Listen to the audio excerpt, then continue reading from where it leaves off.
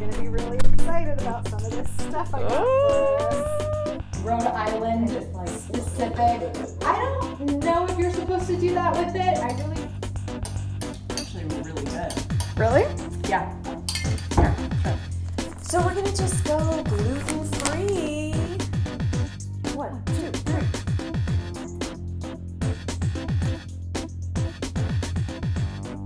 3. Hi, and welcome to the Fearless Flying Kitchen.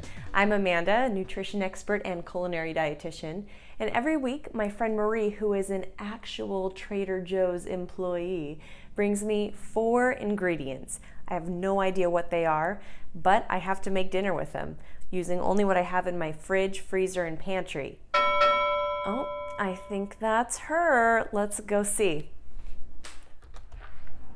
Oh, hey! Hey! Come on in. I think you're going to be really excited about some of this stuff I got for us. So, I thought since last week we used all the chicken in your house, I would bring a protein today. Thank you. Brought this pork tenderloin because I want to eat it. I use this all the time. Yeah, I've never used it because I'm not really sure what to do with it. Like, I think I would just be like sharing Clueless, like dropping the whole roll of cookie dough onto a baking sheet and hoping for the best. I mean, you could do that, like with a little bit of salt and pepper on it. Okay. Ish. But, for when boys come over and my house is supposed to smell like I'm cooking something good. So what I love about this, can I just like show you all about extrapolate away. Let me tell you everything I love about this. The expiration date, because of how it's packaged, is like a million years from now. Exactly. So I just always kind of have it in my house. Not right now, so thank you for this. Well, now you do. And it's awesome. Yeah. Okay.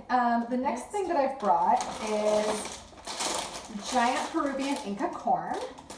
Awesome. Is this like corn chips or it's like corn nuts? The corn nuts. But it's like the best corn nuts that you've ever had.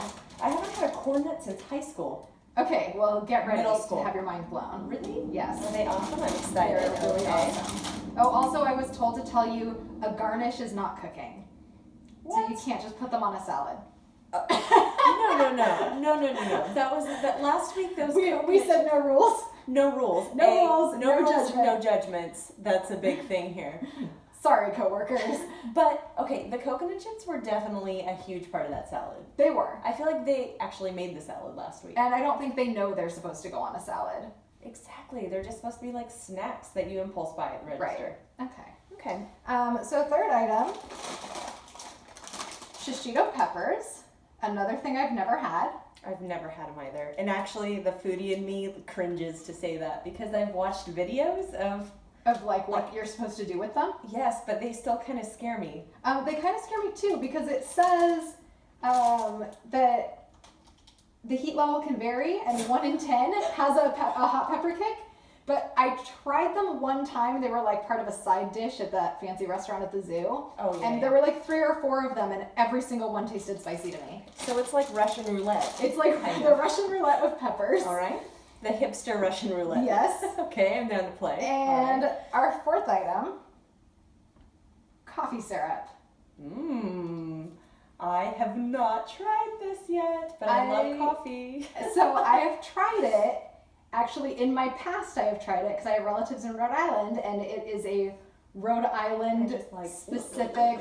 I don't know if you're supposed to do that with it. I really only know one thing that you're supposed to do with it, and it is definitely not put it on waffles.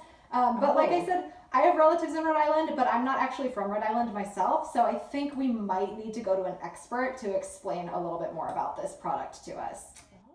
There are 2 beverages that are synonymous with the state of Rhode Island. The first is Dell's Lemonade, and the other is coffee milk, which is milk mixed with Eclipse coffee syrup. And I've never seen it outside of Rhode Island, and I've lived in California for 20 years. But then Trader Joe's unveiled their coffee syrup last year, and it is the real deal. You can use it for cooking, you can use it to add a shot to your coffee. It makes fantastic milkshakes, but I, of course, like to have it the way I grew up having it, as coffee milk.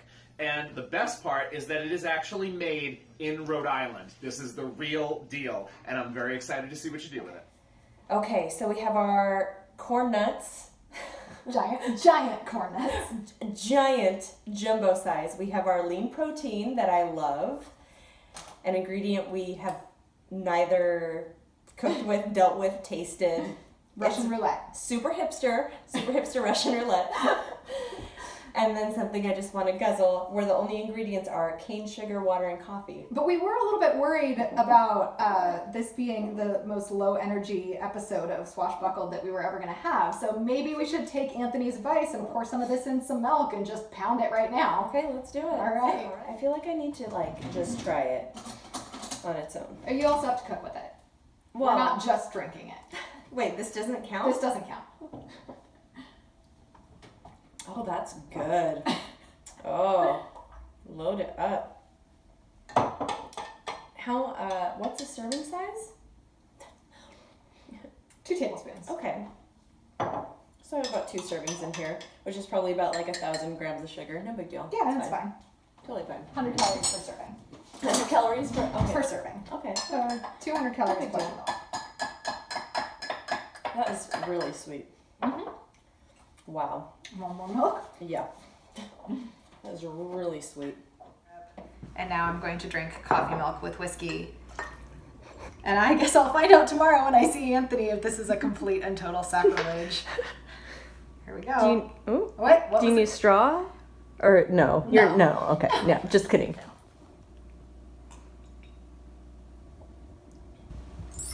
That improves it a lot, actually.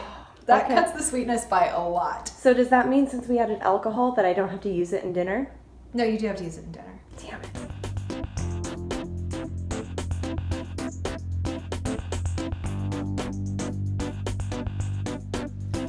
Okay, so I have no idea what I'm gonna make with this.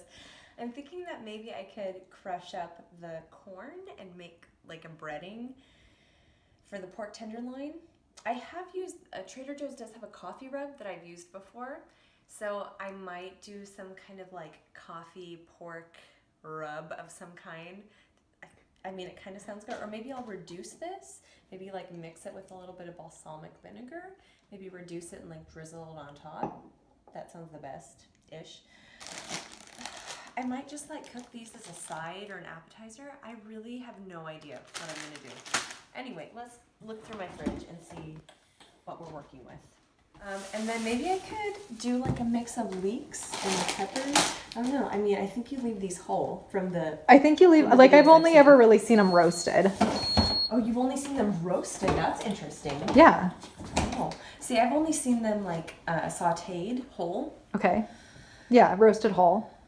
Okay, roasted, sauteed, same thing-ish. Yeah, sure. I'm thinking, not couscous, quinoa. The other C. Quinoa would probably... Wait, no, that's a Q. That's Q. So now that I've had a little bit of time to process everything, I might try and do a stir-fry sauce with a little bit of soy sauce and the coffee syrup. Maybe some sriracha, because I am doing hipster Russian roulette. So we need spicy to dip in our spicy? We do. So I might do a little stir fry of these with a little shallot. So let's see how it goes. I mean, sure. Sure. Are you still thinking quinoa then, or are we thinking like fried rice? Oh. Hey, fried rice. Hey, fried rice. You've got eggs. I know, because I brought back the ones I borrowed yesterday. I mean, I could do fried rice. Just a little, just one little tiny bit of that. I also It goes a long way. It does. We definitely don't need that much. Trader Joe's does have rice vinegar, so I'll allow it, even though this is not Trader Joe's brand, which is fine. Fine. LaCroix isn't Trader Joe's brand either. But it should be one day, because a day without LaCroix, I don't know what a day without LaCroix is like. When was your last day without LaCroix? Was that also middle school? That was probably middle school. Okay. Definitely middle school.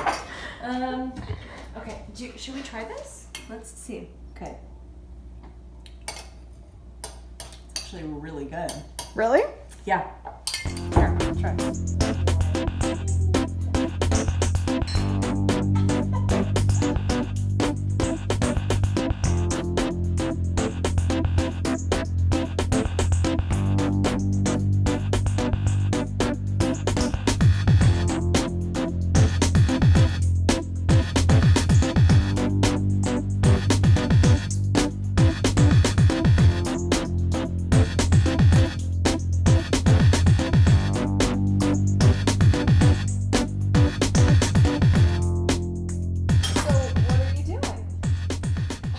So my plan, my official plan, I think, oh, I can turn this off. So I think I'm going to cut these into medallions, the pork into medallions, and I'm going to bread it, which I know I did last week, but whatever. No judgments. We didn't really bread it last week. We like half breaded it. We did. We didn't do the thing with the eggs, and there's eggs here now, so something has changed. And I'm going to because this is corn, and the first thing I think of when I think of corn is something that is totally acceptable for people who follow gluten-free diets to eat. So we're gonna just go gluten-free with almond flour. So we're gonna, instead of normally when you bread and fry something, you dredge it through flour and then you dip it in an egg and then you put in like a breadcrumbs. So since I have all of these smashed up Inca corn right here. Ooh. I reach salt and pepper, smashed up Inca corn. So we're just gonna go all gluten-free here. So I'm gonna cut this. Normally what I do is actually exactly what you said. Normally what I do with this pork tenderloin is I'll just coat it with I'll make a mixture of apricot preserves and garlic and mustard, or I'll just kind of do a coating on it and I'll roast it in the oven. So we're gonna go, like a log. Yeah, like a log. I'll salt and pepper it and then put it in the oven for, I don't know, 10-15 minutes, and then I'll put whatever my liquid mixture is on top and then finish it off, and it kind of caramelizes it a little bit. Super delicious. So I'm doing something that I haven't done with this product before, which is to cut it into medallions and pan fry it. So I'm excited to see how it goes. And then after I do that, I have all of my veggies cut, and we're going to do a little stir fry with our coffee syrup. It's good though. It tastes like teriyaki sauce. It was It's good. good. It tastes good.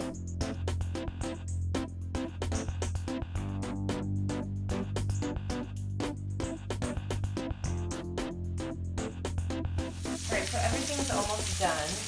I just wanted to get a temperature on my pork before I pull it off, because pork needs to be heated to at least 145 degrees Fahrenheit. Right now it's at 143, 144, 146. So we're ready to eat.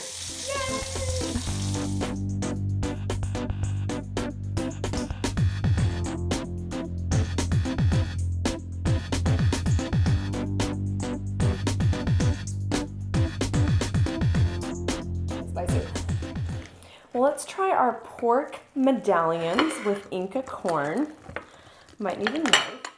Yeah, or we could just wild animal. We'll just do it too. pick it up with your fist. Don't think that I won't.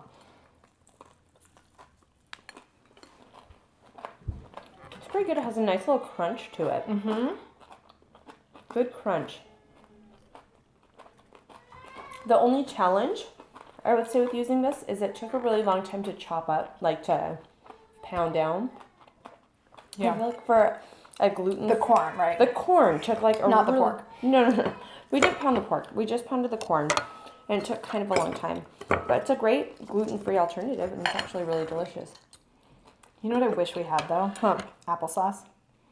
Pork chops and applesauce. I'm such an American like that. I love it so much. I love anything sweet and savory, so it's to be expected. It's delicious, actually. I would totally do this again. Okay. So let's try our coffee syrup, egg and soy sauce, eggplant. Rice vinegar, eggplant. What should we call this thing? Stir fry? Stir It was fry? a stir fry, right? Oh. So it doesn't taste like coffee. No, but it's got a little bit of that sweetness to it. Yeah, more like teriyaki sauce than just straight up soy sauce. Because straight up soy sauce is really salty for me a lot of the time. Yeah, it is. And thank goodness Trader Joe's has a low sodium soy sauce. Only instead have a of low sodium soy sauce, which is a giant bottle for $3. It's insane. It's amazing. And side tangent, the Trader Joe's ketchup is so good. And Unrelated to any of Totally this, unrelated. except for we're super American. Ketchup. we need some applesauce and ketchup with this. Can I get some ranch? So what do you think? Is it a win? Should I people think it's make it? like I think it's really good. I actually think it's really good I too. think it's really good. Like the stir fry tastes awesome. Tastes on purpose. It does not taste like we were using weird ingredients. No. I mean, you could probably just use teriyaki sauce, but why when you have coffee syrup and soy sauce and rice vinegar on hand? But it's not as sweet as teriyaki sauce No. either. It's like a more subtle. I also want to note that we did garnish and top it with some seaweed, which I just got a bite of that and it's awesome. Right? Like it adds, you're like, oh, hey there, seaweed. And see, that's the teriyaki flavor. And it's totally different than the stir fry sauce we were using. Yeah. The other thing we could do is if we had extra of that sauce, like pour it over the top or dip it at this point. Like even for the pork, can you imagine like dipping the pork into some of that? That would be really good. Okay, so for next time, we'll make extra sauce. And Maybe like just like reduce it and just drizzle it over the whole thing because it's whole really thing. good. And that would be a pretty plate too. You could like do a pattern like with the balsamic. That would be really good. Good idea. Okay. Well, tell us what you would do. Tell us in the comments what you would do if you had these ingredients. Make sure to like and subscribe, and we'll see you next time. Bye.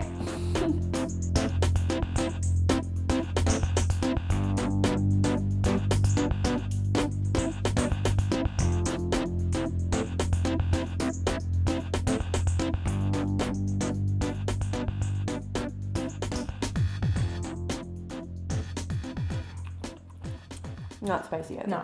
Should we try the last one? Okay. 1, 2, 3. Nope. They're not spicy. Okay. Well, all right. Let's go. Well, I don't know what I ate at the zoo then because those were all definitely spicy.